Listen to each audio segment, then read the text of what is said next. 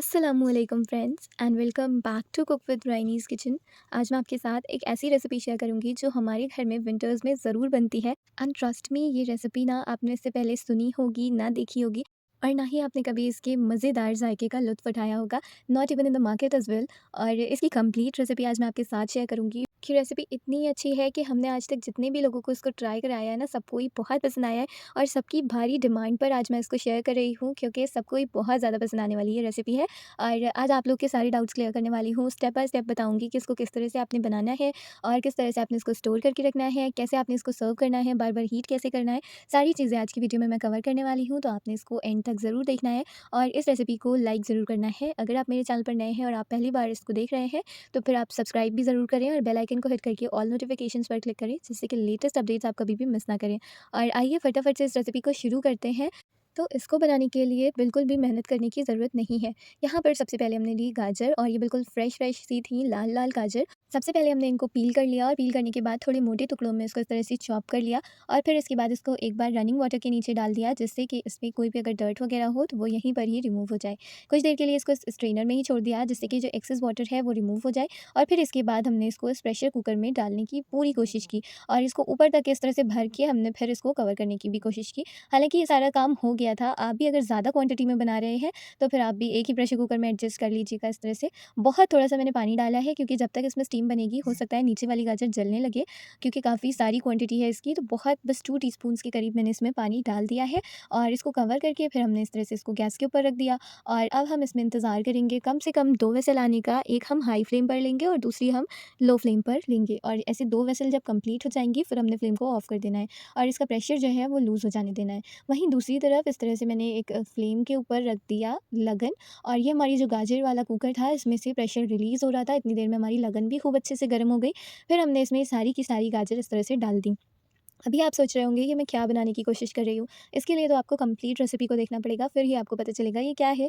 और यहाँ पर आप देख सकते हैं, ये जो गाजर है हमारी बहुत अच्छे से सॉफ्ट हो गई है। अगर इसको मैं हल्का-सा भी टच कर रही हूँ, तो ये बिल्कुल फूट जा रही है। इस तरह की हमने इसको कर लेना है। और क्योंकि ये पतली-पतली गाजर थी, तो बहुत मज़े से ये मलाई की तरह एकदम सॉफ्टन हो गई थी, कुक हो ऐसे चुकी में थी। आपको गाजर को बिल्कुल भी घिसने की ज़रूरत नहीं पड़ती। गाजर के साथ कोई भी अगर हम स्वीट बनाते हैं, तो सबसे पहले ख़्याल यही आता है कि उसको घंटों बैठ के हमें घिसना पड़ेगा, और ग्रेट करने के बाद ही हम उसको इस्तेमाल कर पाएँगे। तो ऐसा बिल्कुल भी नहीं है। आज इस रेसिपी में मैं इसको बहुत आसान तरीके से कर रही हूँ, और एक मैशर की हेल्प से मैंने सारी गाजर है उसको फोड़ दिया है, और इस तरह से आपने एक दरदरा सा इसका पेस्ट रेडी कर लेना है।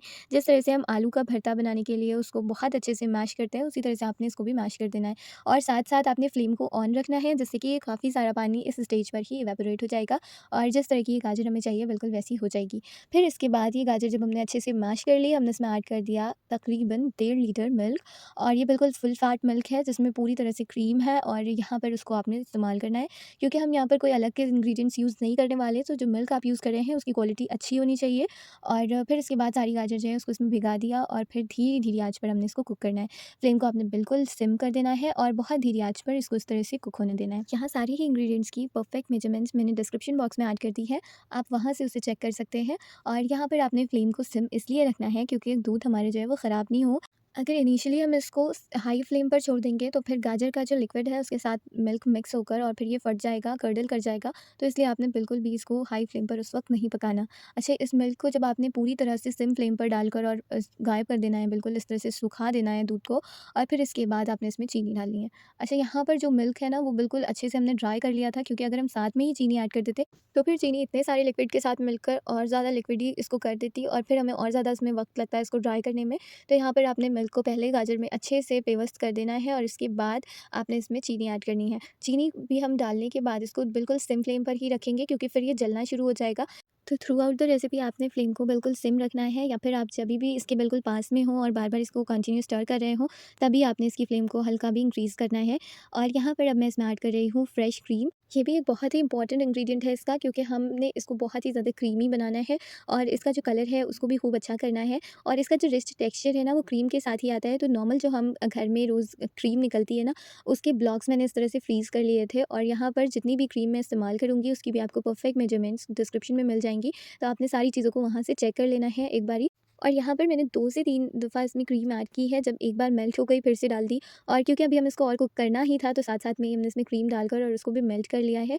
और ये भी जब साथ में सारी चीज़ें कुक होती हैं ना, फिर बहुत अच्छा इसमें टेस्ट आता है, बड़ी मज़े की बनती है। तो आपने भी इसको ज़रूर ट्राई करना है। अभी आप देख सकते हैं इसमें जो नॉर्मल सा गाजर के हलवे जैसा कलर होता है ना, वो बिल्कुल आ चुका है। लेकिन अभी हमने इसको और ज़्यादा ड्राई करना है, तो मैंने इसको पूरी इस तरह से लगन में फैला दिया है और फिर उसके बाद हम इसमें घी ऐड करेंगे। तो यहाँ पर मैंने इसमें खूब सारा घी भी ऐड किया है और इसके बाद मैंने इसमें डाला है ये इलायची का पाउडर। और यहाँ पर मैंने जितना भी सारी चीज़ें इस्तेमाल की हैं, सबको मैंने डिस्क्रिप्शन में मेंशन कर दिया है। आपने वहाँ से इसको ज़रूर चेक कर लेना है। खूब अच्छे से हमें सारी चीज़ों को मिक्स करते रहना है। इस स्टेज पर आप चेक करेंगे कि नीचे ये काफ़ी स्टिकी हो रहा होगा और काफ़ी ज़्यादा लग चुका होगा लगन के साथ, लेकिन आपने इसको कंटिन्यू स्टर करते रहना है। अगर थोड़ा-सा भी ये ज़्यादा जल जाए, तो उस पोर्शन को आपने रिमूव कर देना है, नहीं तो पूरी रेसिपी में फिर वो बर्न्ड फ्लेवर आएगा। और इसको बार-बार आपने मिक्स करते जाना है और ये देखेंगे आप कुछ देर के बाद ये इस तरह का एकदम चूई-चूई सा इसका टेक्सचर आपको नज़र आएगा, काफ़ी स्टिकी हो जाएगा ये। और ऐसे में जब आपको इसमें पानी भी बहुत कम नज़र आए, तब आपने इसमें ऐड कर देने हैं ड्राई फ्रूट्स। तो यहाँ पर मैंने स्टार्टअप किया है चिरौंजी के साथ और फिर इसके बाद मैंने इसमें वाटरमेलन सीड्स ऐड कर दिए, साथ में ही मैंने इसमें पम्पकिन सीड्स ऐड कर दिए। और इस तरह से आपके पास 4 सीड्स अगर पड़े हों, तो आप वो पूरे डाल दें इसमें, और भी जो भी इंग्रीडिएंट्स आप इसमें ऐड करना चाहें, सारे आप इसमें ऐड कर सकते हैं। और ट्रस्ट मी गाइज़, अगर ये हलवा आपने एक बार बनाकर ट्राई कर लिया ना, तो फिर आप किसी और तरह के हलवे को पसंद नहीं करने वाले। सारी चीज़ों को खूब अच्छे से मिक्स कर लेने के बाद हमने इसमें ऐड कर दिया केवड़ा जेल। ये बिल्कुल एडिबल होता है और किसी भी शॉप में आपको आसानी से मिल जाएगा, जहाँ से भी आप अपनी ग्रोसरी वगैरह पिक करते हैं। फिर आपने इसको देख सकते हैं इस तरह की बिल्कुल कंसिस्टेंसी में लेकर आना है। अभी हम इसको 5 से 6 मिनट तक और कुक करेंगे, जिससे कि ये बिल्कुल ड्राई हो जाए।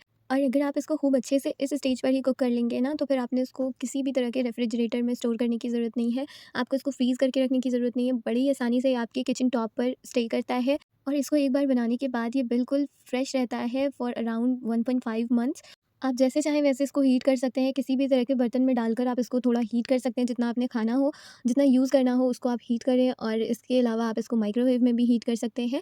और at last but not least हम इसमें ऐड करेंगे मावा। तो यहाँ पर मावा भी मैंने इसमें डाला है, अगर आपके पास अवेलेबल नहीं हो तो आप स्किप कर सकते हैं, लेकिन अगर आपने बिल्कुल मेरे जैसा टेस्ट चाहिए अपने हलवे में, तो फिर आपने इसमें मावा ऐड करना पड़ेगा। और इसको डालने के बाद फिर से आपने इसको 5 से 6 मिनट के लिए अराउंड कुक कर लेना है, क्योंकि मावा कच्चा है। और अगर ऐसे में हम इसको इसी तरह से हलवे में छोड़ देंगे ना, तो फिर जब ये ख़राब होगा, तो फिर इसके साथ हलवा भी ख़राब हो जाएगा। तो आप इसमें मेक श्योर करें कि जो भी इंग्रीडिएंट्स इसमें ऐड करेंगे, उन सबका एक कुकिंग टाइम होता है। और क्योंकि अब वो इंग्रीडिएंट भी रेसिपी के अंदर है, इसलिए आपने सारी ही चीज़ों को कुक करना है उतनी देर तक के, जिससे कि इसकी शेल्फ लाइफ इंक्रीज़ हो सके। और इसी तरह से आपने इसको बना लेना है। और ये मैं अगले दिन की एक क्लिप है जो ऐड कर रही हूँ, इसमें मैंने आपको लड्डू भी बाइंड करने सिखाए हैं, क्योंकि कई सारे लोग मुझसे पूछ रहे थे तुमने लड्डू किस तरह से इसके बना कर रखे, तो वो भी मैंने आपके साथ इस वीडियो में ही शेयर कर दिया है। वीडियो थोड़ी सी लेंदी ज़रूर हो गई, लेकिन मैंने आपको कंप्लीट इन्फॉर्मेशन इसके बारे में प्रोवाइड कर दी कि आपने किस तरह से इसको बनाना है, कैसे स्टोर करना है, किस तरह से इसको सर्व करना है। और ये देख सकते हैं आप, लड्डूज़ का बाइंड करना बहुत आसान काम है। बस आपने किसी भी, जैसे आप नॉर्मल मिक्सचर का लड्डू बाइंड करते हैं ना, उसी तरह से आपने इसका भी लड्डू बाइंड करना है। और एक बात मैं आपको यहाँ पर याद दिला दूँ, सारे ही इंग्रीडिएंट्स इसमें ज़रूरी हैं जो भी ऐड किए हैं मैंने। और लेकिन बेहद ज़रूरी है, आपने ड्राई फ्रूट्स में रेज़िन्स इसमें ज़रूर ऐड करनी है। और इसके अलावा आप अपनी पसंद से जो भी इंग्रीडिएंट्स चाहें ऐड कर सकते हैं, और जो भी चाहें स्किप कर सकते हैं ड्राई फ्रूट्स में। लेकिन आपने इसमें रेज़िन्स ज़रूर ऐड करनी है, उससे इसका जो टेस्ट है ना, वो 10 गुना तक के बढ़ जाता है। और इसी तरह से मैंने ये देख सकते हैं सारे लड्डू बाइंड करके रख लिए। आप चाहें आप इसके लड्डू बाइंड करके और फिर इसको एयर टाइट डब्बे में स्टोर करके रखें, चाहें तो इसी तरह से इसको हलवे की शेप में पड़ा रहने दें। और हर तरह से ये बहुत टेस्टी लगता है। आपने इसको एक बार ज़रूर ट्राई करना है, अपने व्यूज़ मेरे साथ शेयर करने हैं। चैनल पर नए हैं और आपने अभी तक सब्सक्राइब नहीं किया है, तो प्लीज़ करें और बेल आइकन को हिट करना ना भूलें, जिससे कि लेटेस्ट अपडेट्स आप कभी भी मिस ना करें। एंड या this is it for my today's video. फिर मिलती हूँ आपसे एक नई और इंटरेस्टिंग सी रेसिपी के साथ। अंटिल देन, अल्लाह हाफ़िज़, take care, bye bye, see you all very soon in my next video.